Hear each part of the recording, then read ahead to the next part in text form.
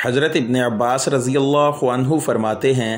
کہ قبیلہ عبد قیس کا وفد نبی کریم صلی اللہ علیہ وسلم کی خدمت میں حاضر ہوا اور عرض کی کہ یا رسول اللہ صلی اللہ علیہ وسلم، ہم ربیہ قبیلہ کی ایک شاخ ہیں اور قبیلہ مضر کے کافر ہمارے اور آپ کے درمیان پڑتے ہیں، اس لیے ہم آپ کی خدمت میں صرف حرمت کے مہینوں میں ہی حاضر ہو سکتے ہیں، کیونکہ ان مہینوں میں لڑائیاں بند ہو جاتی ہیں اور راستے پرامن ہو جاتے ہیں۔ آپ ہمیں کچھ ایسی باتیں بتلا دیجئے